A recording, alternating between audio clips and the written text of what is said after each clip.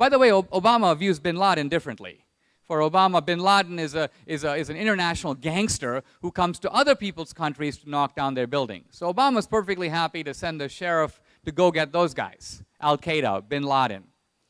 But he has a very different attitude towards guys who were captured in Iraq and Afghanistan, closed down Guantanamo, give him constitutional rights, and so on.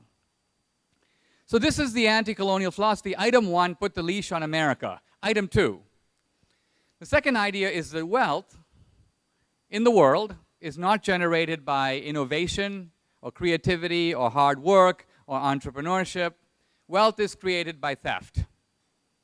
People acquire stuff by stealing from other people. Now, by the way, if you grew up in the third world in the 1950s and 60s, this actually seemed to be the case.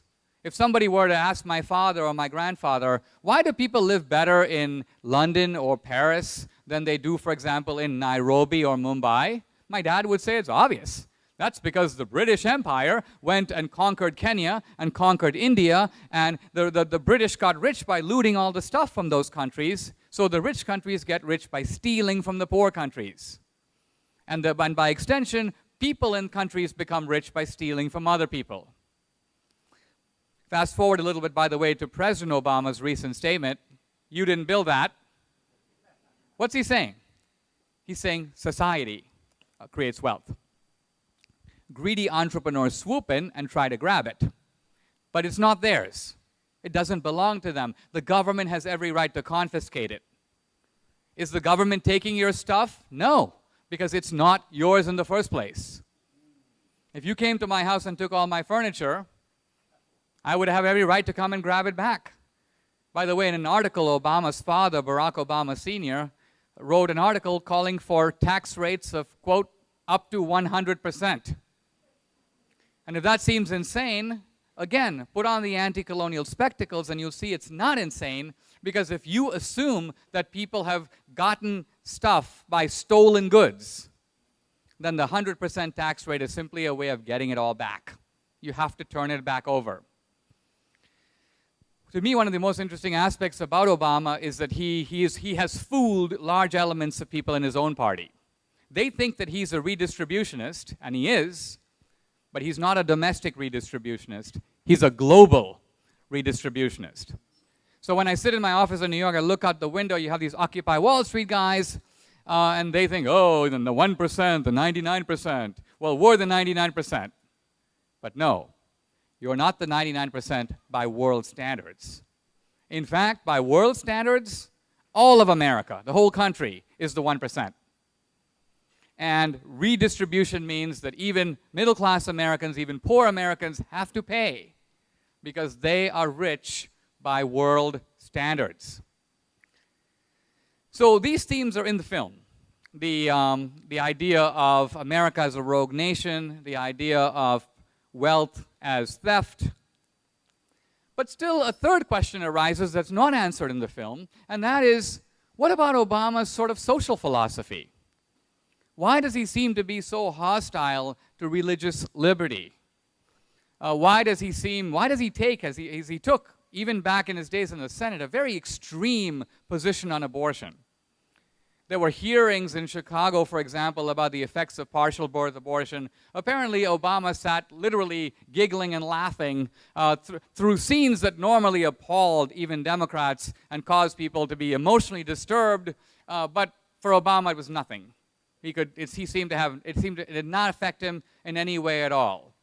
And by the way, Obama is odd that way. He talks about things that would seem to be emotional topics like poverty or the inner city, but he does so unemotionally.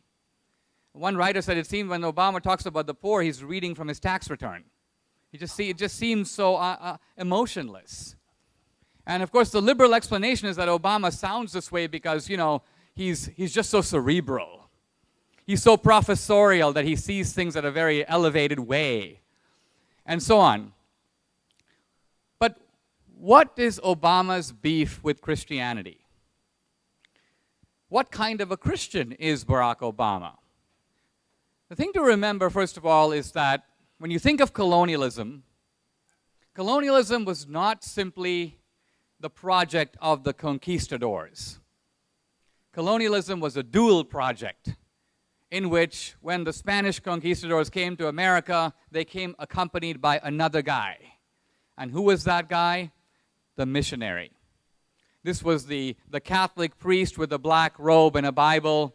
And so colonialism is symbolized not just by Cortez and Pizarro with swords, it's also symbolized by the missionary who represents for colonialism traditional Christianity. The idea of spreading Christianity in the world.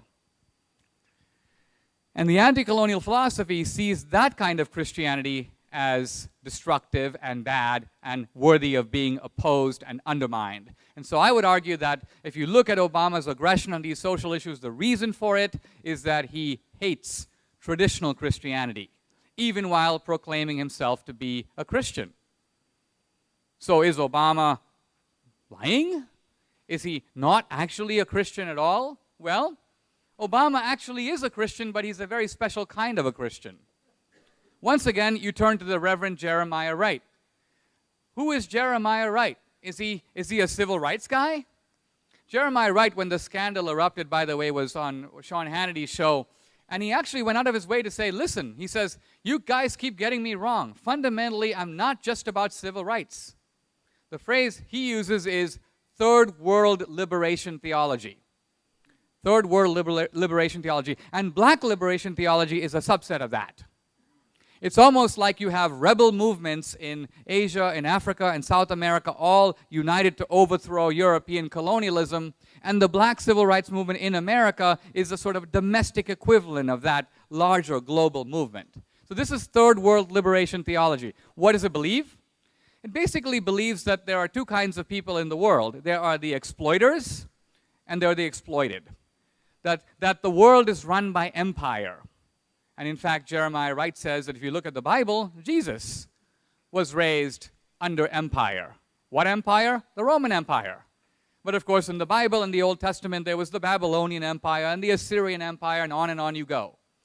So in this third world liberation theology, Jesus ceases to be gentle Jesus, meek and mild, turn the other cheek. He becomes Jesus, the guerrilla revolutionary, mobilizing politically to overthrow the evil empire.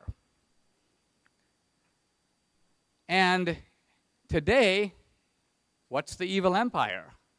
Well, for Reagan, the evil empire was the Soviet Union. But for Obama, the evil empire is the United States. We're the evil empire. And so, what kind of a Christian is Barack Obama? He's a third world liberation theologian. That's why he sat at the feet of Jeremiah Wright. Now, by the way, this third world liberation theology has a lot of supporters.